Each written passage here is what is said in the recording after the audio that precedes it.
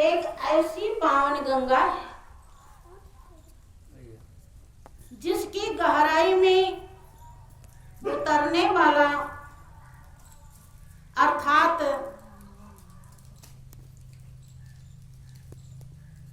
सत्संग के रहस्य को समझने वाला अगर कौवे का स्वभाव का है तो कोयल बन जाता है, और बगुले के स्वभाव का है तो हंस जैसा बनकर महानता को प्राप्त होता है बंधु। लेकिन सत्य क्या है, असत्य क्या है और सत्संग क्या है, इसे हमें समझने की, मनन करने की और अनुभव करने की जरूरत है। अब गौर करेंगे, ध्यान देंगे, विचार करेंगे तो बात समझ में आएगी। सत्य उसे कहा जाता है जो सृष्टि के पहले भी था, आज भी है और आगे भी रहेगा। आज सच, जुगाद सच, है भी सच, नानक होसी भी सच। पहले भी था, आज भी है और आगे भी रहेगा। उसे कहते हैं सत्य, जिसमें कभी परिवर्तन नहीं होता, जो भूत वर्तमान भविष्य तीनों काल में एक रस रहता है। और अब असत्य क्या है? यह आपकी दुनिया आपके सामने जो दिखाई पड़ रही है, फूल खिलता है, सुबह शाम को मुरझा जाता है। जो पैदा होता है वो एक दिन मर जाता है, जो आता है वो चला जाता है, आया है तो जाएगा।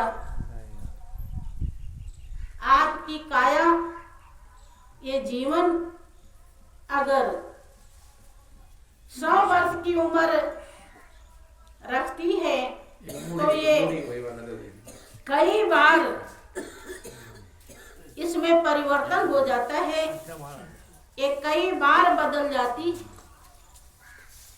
बंधु, बच्चे आप रहते हैं तब चेहरा कैसा रहता है, बड़े होते हैं फिर बदल जाता है, उससे बड़े होते हैं और बदल जाता है।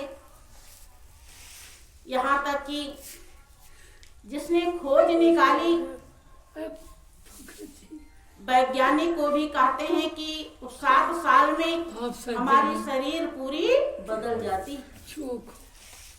अर्थात ये दुनिया परिवर्तनशील है।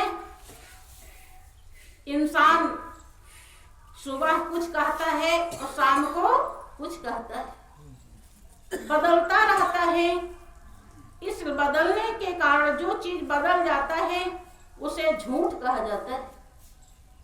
आप अभी कुछ कहे हैं और थोड़ी देर बाद कुछ कहने लगे तो सभी यही कहेंगे कि आप झूठे।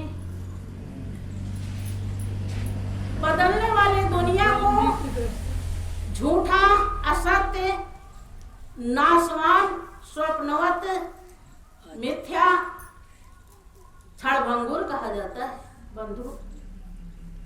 और आप इसी में पूरे जीवन भर मन को लगाने की कोशिश करते हैं और लगाते रहते हैं।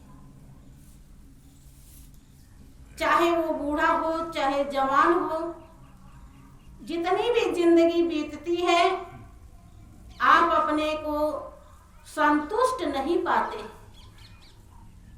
चाहे जितना पैसा कमा लें, चाहे जितना घर बार बना ले, यहाँ तक कि राजाओं का इतिहास है जिनके पास रत्न सिंहासन था, खजाने से भरा भंडार था, 18 रानियां थी, उनको भी वो शांति, वो सुख, वो चैन नहीं मिला जिसको आपकी आत्मा ढूंढ रही, जिसके लिए ही आप इस दुनिया में सारे कर्तव्य करते हैं, अच्छा भी करते हैं और बुरा भी करते हैं। घिनौना से भी घिनौना काम इंसान कर डालता है अपने को सुखी बनाने के लिए, लेकिन यमराज का बुलावा जाता है और यहां से चले जाते हैं, फिर भी आप अपने को संतुष्ट नहीं कर पाते, काम आपके छूट जाते हैं, हाय हाय खत्म नहीं होता, कुछ और चाहिए, ये दिल से निकलता नहीं। इसका मतलब है कि जिसकी आपको जरूरत है, जिसकी आपको चाह है, जिसकी आप खोजी है, वो मिला नहीं। आज तक इतिहास साक्षी है बंधु, जिस किसी को वो मिला है अपने अंदर ही मिला है। वो सुख, वो शांति, वो आनंद हर किसी के अंदर है। आप पढ़ते भी हैं और सुनते भी हैं कि ईश्वर अंश जीव अविनाशी और चेतन अमल सहज सुख राशि। आप ईश्वर के अंश हैं, अविनाशी हैं, मल रहित हैं, सुख की राशि है। थोड़ा बहुत सुख हर चीज में आपको मिलता है।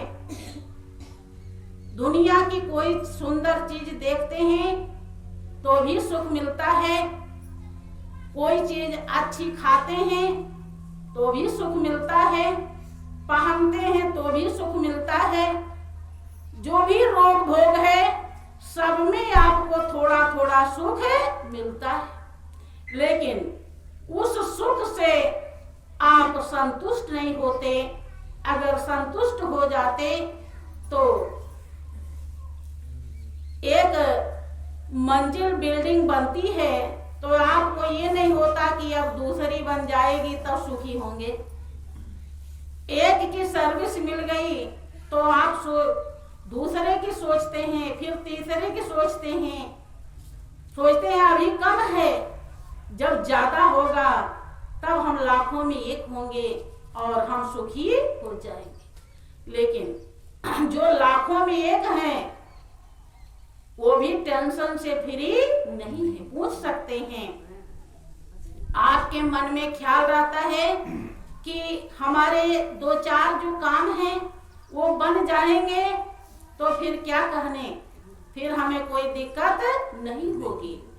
लेकिन जिसके वो 2-4 काम बन गए हैं बंधु, वो भी संतुष्ट नहीं है।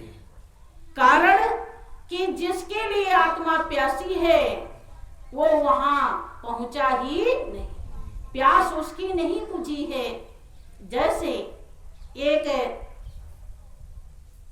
प्यासा हिरण होता है रेगिस्तान में, जब वो प्यास बुझाने के लिए चलता है, उसको प्यास लग जाती है, उसे लगता है कि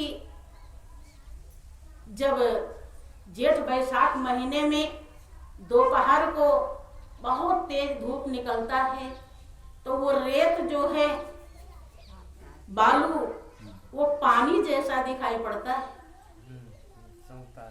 चमकता है, तो उसे लगता है कि वो पानी है, अब पानी मिलेगा और प्यास बुझेगी। तो वो खूब मेहनत करता है, पूरे ताकत से दौड़ता है, और वहां पहुंचता है जो पानी जैसा महसूस हो रहा था, पानी नहीं था। जब वो रेत के पास पहुंचता है तो देखता है वो ये तो रेत है, अब इससे प्यास कैसे बुझेगी। फिर सोचता है कि अब पानी कहाँ है। फिर दृष्टि जब दौड़ाता है तो कुछ दूरी पर वही रेत फिर पानी जैसा दिखाई पड़ता है, वहां दौड़ के जाता है। अर्थात ऐसे दौड़ते दौड़ते दौड़ते वो प्यासा ही थक जाता है, पानी नहीं मिलता और दम तोड़ देता है। ऐसे ही इस दुनिया से विदा हो जाता है। प्यास उसकी बूझे नहीं पाता। बंधु, ऐसा नहीं कि रेगिस्तान में पानी नहीं है। रेगिस्तान में एक मरुद्यान होता है जो जिसके किनारे किनारे वृक्ष लगे होते हैं। उसके अंदर एक तालाब होता है, उसे मरुद्यान कहते हैं। उसमें पानी भरा रहता है। हिरण को अगर कोई बता दे कि यहाँ प्यास बुझेगी तो वो वहां आकर के पानी पी ले। इसके बाद रेगिस्तान में ही चलता रहे पूरा। श्री सच्चिदानंद भगवान की वो रेगिस्तान में ही चलता रहे बंधु। आवाज देकर उसको कोई दिक्कत नहीं होगी, लेकिन मरुद्यान का पता चल जाए।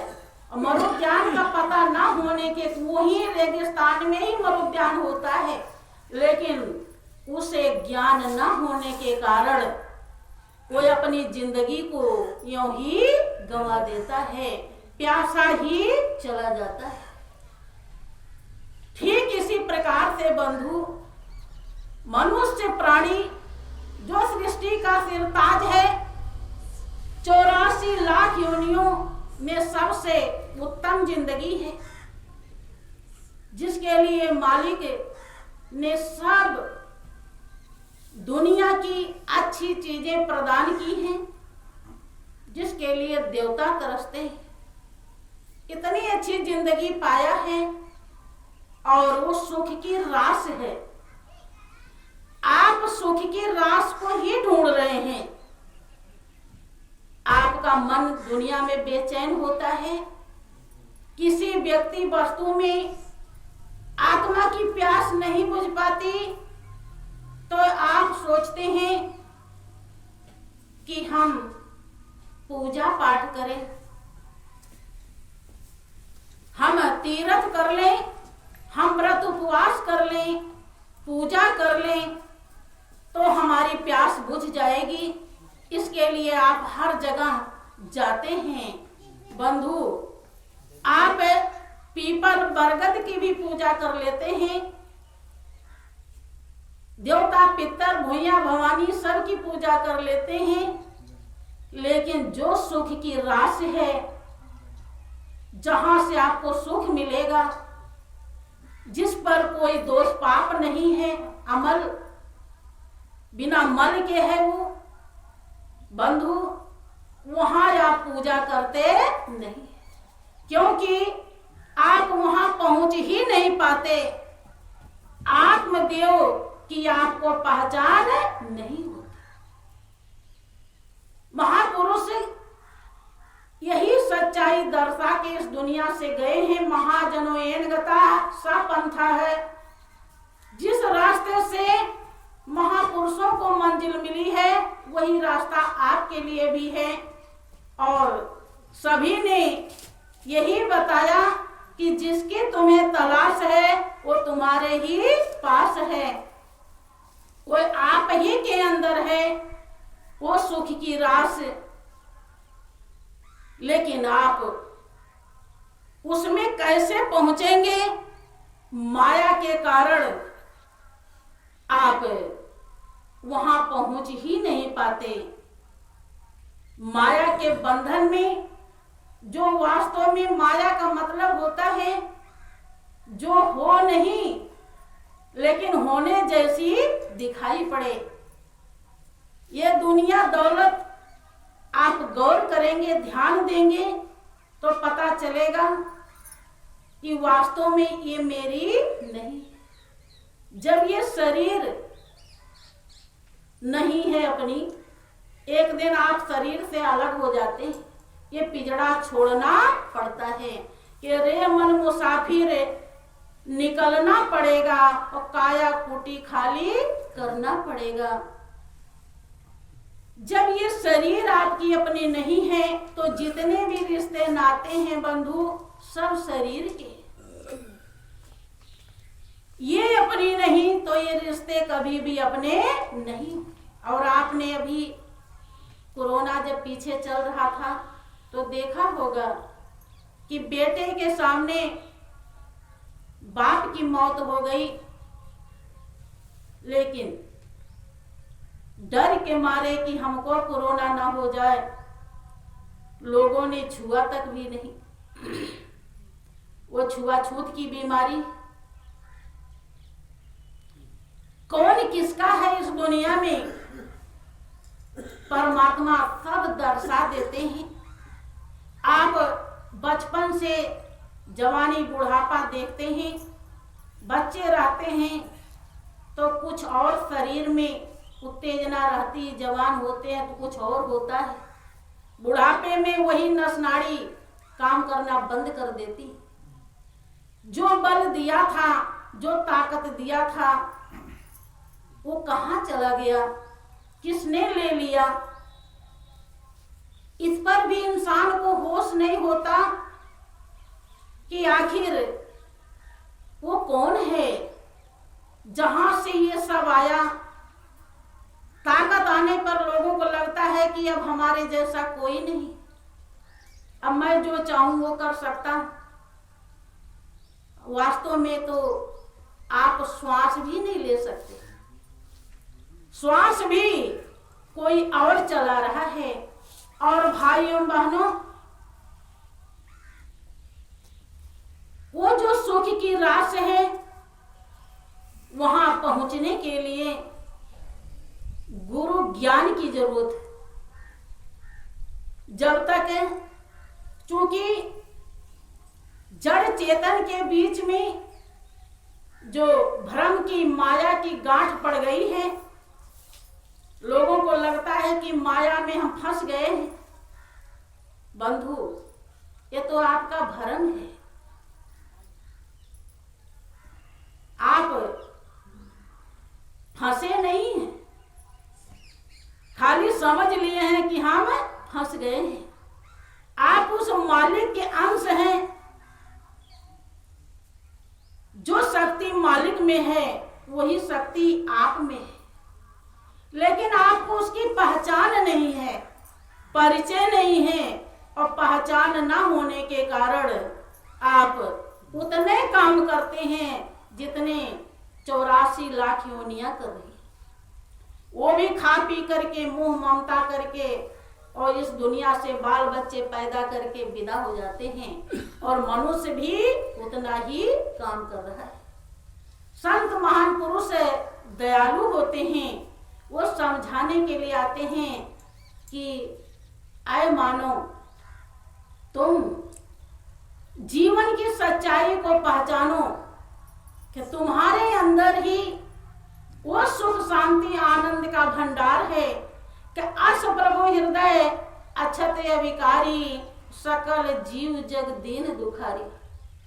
वो परमात्मा जो शांति का स्रोत है, आनंद का भंडार है, सुखों का खजाना है, वो सब के अंदर रोम रोम में, कण कण में और हृदय में विराजमान है।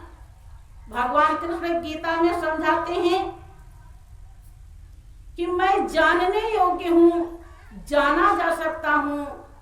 तत्व ज्ञान, आत्मज्ञान, ब्रह्म ज्ञान के द्वारा जाना जा सकता हूं और सबके हृदय में विशेष रूप से विराजमान। बंधु, जिन महापुरुष की हम पूजा करते हैं, जिन भगवान की पूजा करते हैं, उनकी हम बात नहीं मानते।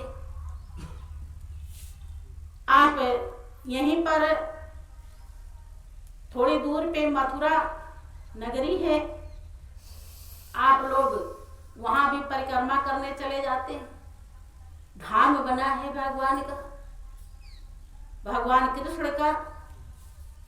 गिरिराज का परिक्रमा लोग खूब मेहनत से करते हैं, लेकिन भगवान कृष्ण ने गीता में समझाया है कि मेरा वो धाम है न तद भाष्यते सूर्यो न शशांको न पावका है, यद गत्वा न निवर्तन्ते तद धाम परमम मम।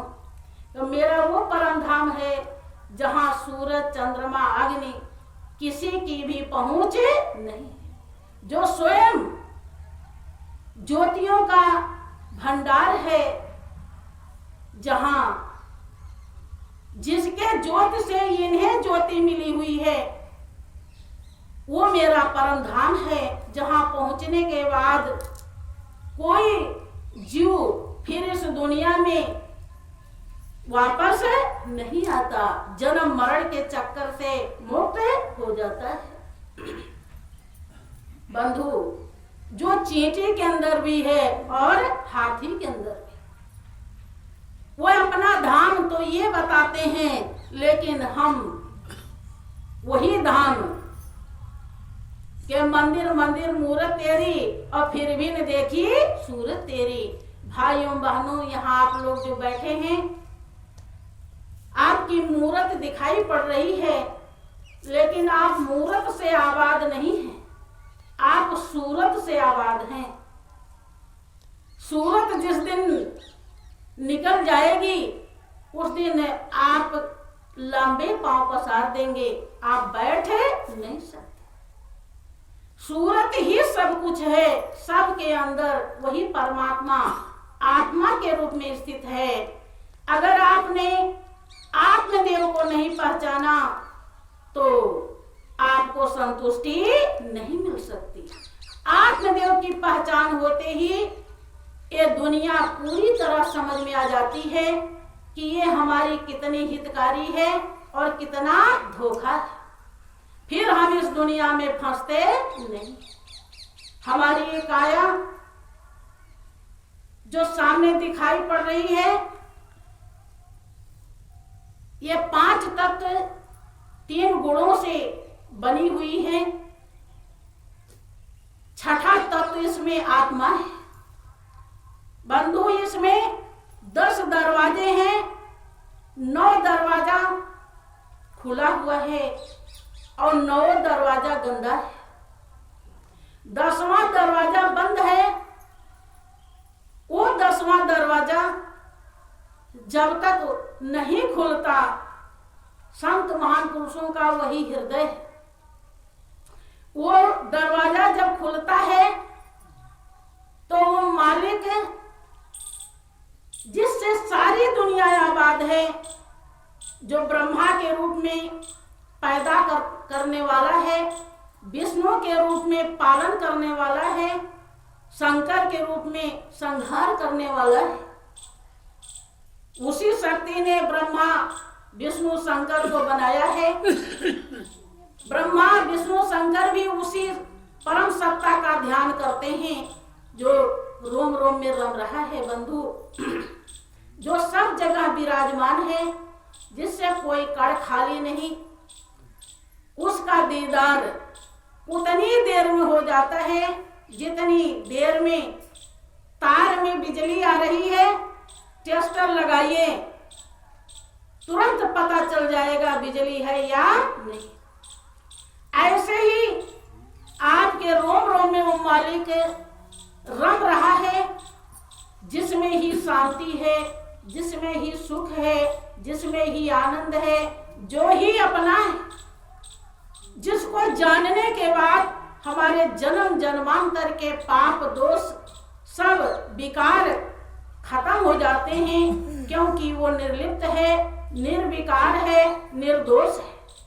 जब उसका हम दीदार पाते हैं, दर्शन पाते हैं, तो हम भी निर्दोष निर्विकार और निर्लिप्त हो जाते हैं।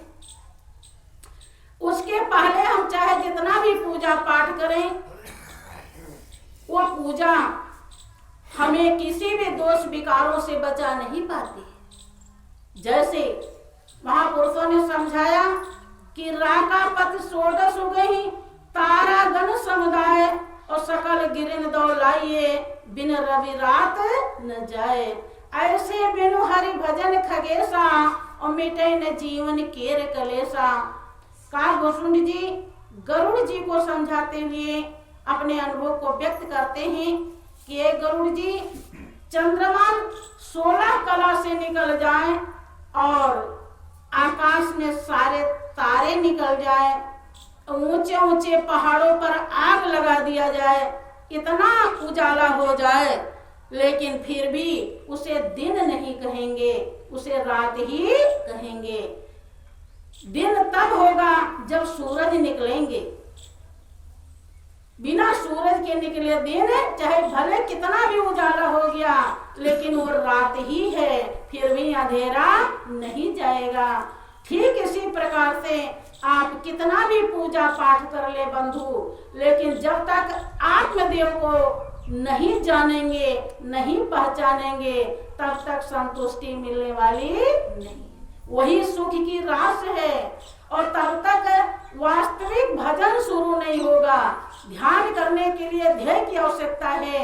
हमारा ध्येय एक परम सत्ता है, एक परम शक्ति है जो हर जगह, हर समय, हर रोम रोम में, कड़कड़ में विराजमान है, जिससे कोई कड़ खाली नहीं, जो भोजन करने के बाद भोजन को पचाता है, जो हमारे श्वास को भी चला रहा है, बीज बोने के बाद अंकुर निकालता है, जो ये सब करता धरता है बंधु, वो कहीं दूर नहीं, वो आपके अंदर की जिसकी तुम्हें तलाश है वो तुम्हारे ही पास है।